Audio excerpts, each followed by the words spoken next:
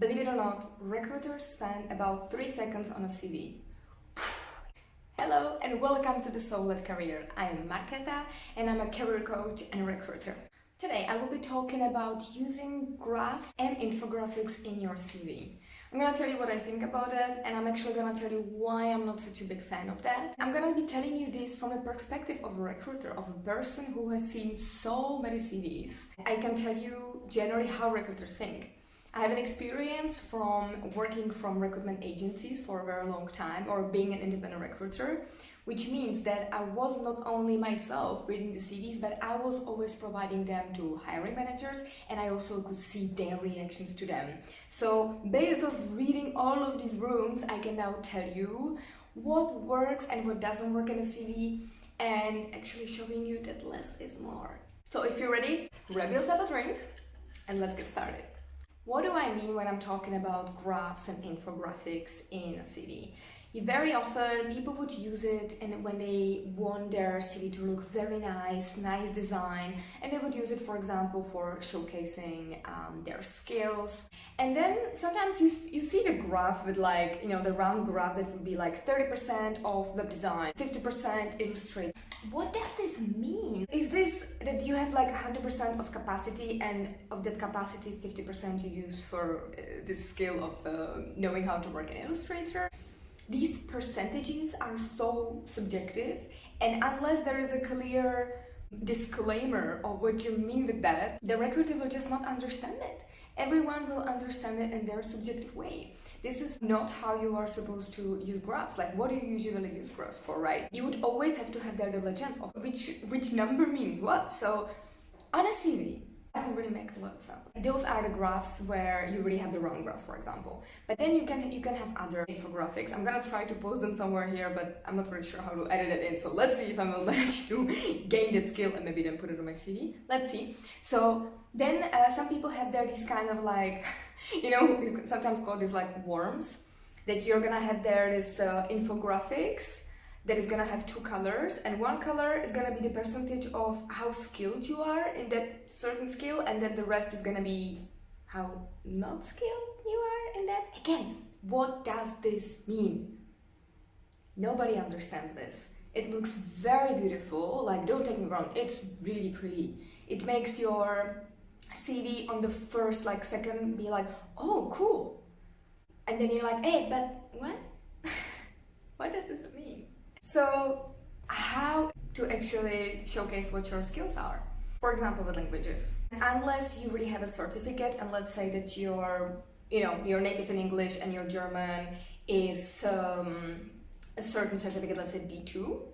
If you have a certificate, cool, write there B2, you can even write in brackets certificate. But if you don't have, how do you know, right? Unless you have ever got certified, officially, by a certain institution, you don't really know. And I can really tell you, unfortunately still, by the way, how we as women or men, how we are conditioned, women would say yeah, I can barely speak, and then they are fluent, you test them, and guys very often say, I can do whatever, and then you're can we switch to that language? And then suddenly they are and silence, nothing. So even that, unless you're certified, it's still subjective. The best option, in my opinion, is, and again, very much depends on what is the work that you're doing, how much you need the language. For example, if it's a language that we're speaking about, if it's to the way of you just need to be able to communicate yourself, but nobody really cares about what your grammar is, etc., etc.,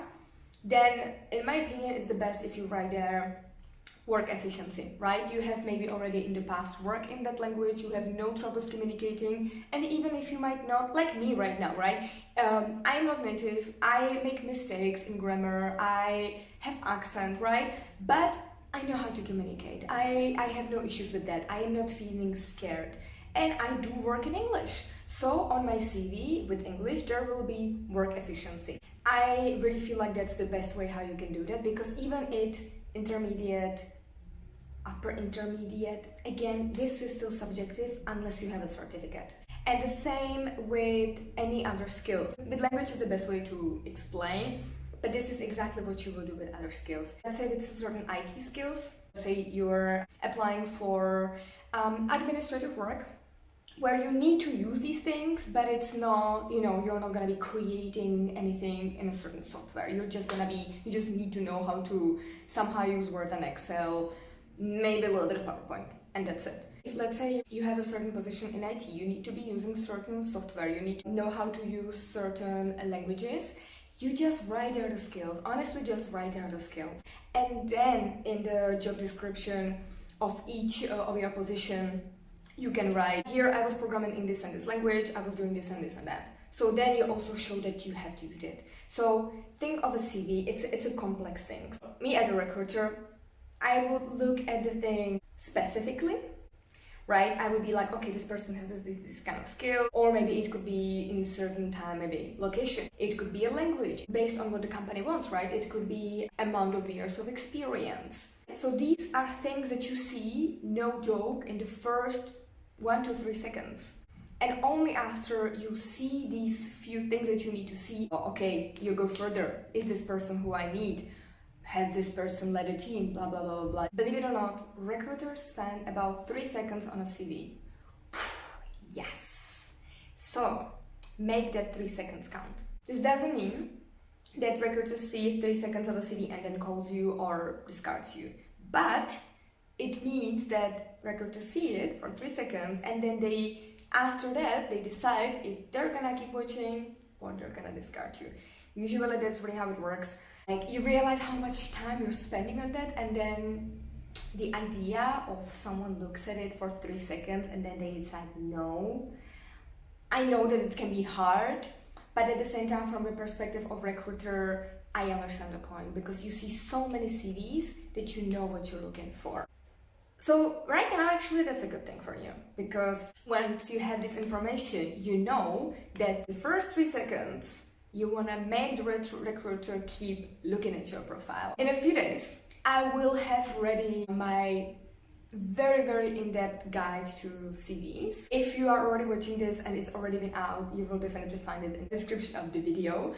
And together with that, there are also templates, amazing templates, very different styles. Some could be more classic, feminine, with a pop of color. Some are like a little bit edgy. All of this is really always depending on what is your personality, what is the type of position you're applying for, and what is the type of company you're applying for. There is no one size fits all CV. No. These templates I have made based on my experience of what were the best CVs I've seen, what is something that recruiters and hiring manager are looking for on that CV, to always really make sure that this is what you show them and that you draw them in. So I'm like so excited for you that you get to have that. I really have decided to keep this price very, very affordable, because I want everybody to be able to grab this. It's really filled up with knowledge. So go ahead and have a look at that. So with all of this being said, remember the 3-second rule. Remember that you don't need to lose your time with CVs that make no sense. If you want to use a certain design, use a CV that has been designed by someone who actually worked in that field. I see so many really pretty CV templates on Canva, but pretty CV doesn't do it if it's not well structured. So make sure to check out my guide. If you have any questions, pop them in the comments or just send me a DM on Instagram. You can find me at Life of Marketa, or you can also just go in the description of the video and just find everything. Feel free to do that. And until next time,